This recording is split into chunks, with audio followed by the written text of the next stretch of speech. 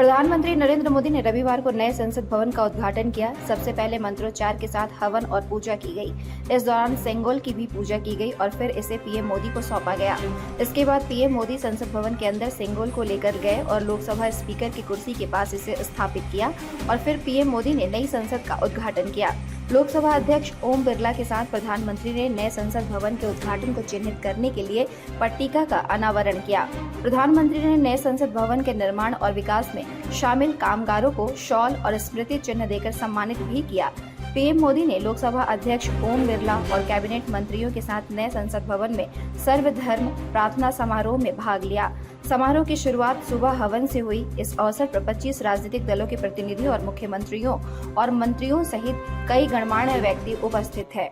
समारोह में केंद्रीय मंत्री राजनाथ सिंह, अमित शाह, एस जयशंकर और जितेंद्र सिंह, कई राज्यों के मुख्यमंत्री और भाजपा अध्यक्ष जेपी नड्डा भी मौजूद है। बता दें कि कांग्रेस सहित 20 विपक्षी दल नए 4 मंजिला संसद भवन के उद्घाटन का बहिष्कार कर रहे हैं।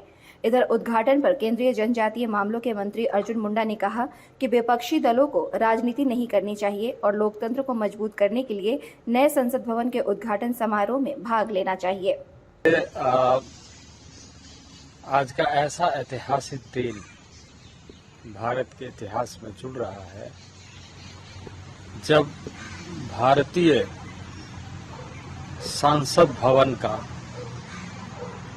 भारत की सरकार ने आदरणीय नरेंद्र भाई मोदी के नेतृत्व में पूरा करते हुए उद्घाटन कर रहे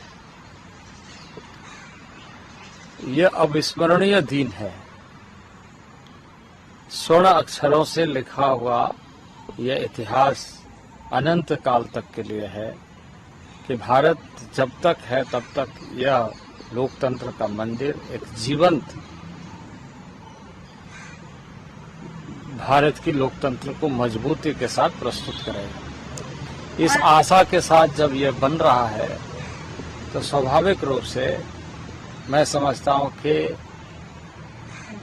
वैसे भारत के जो इतिहास रहे हैं कि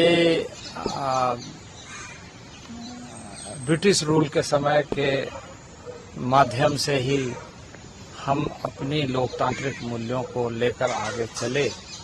अब एक नए भवन में नए तरीके से नए सोच के साथ हम कैसे देशवासी आगे बढ़े अमृत महोत्सव काल में, यानी जब हम 75 साल मना रहे हैं तो वहीं अमृत काल का संकल्प भी हमारे सामने है।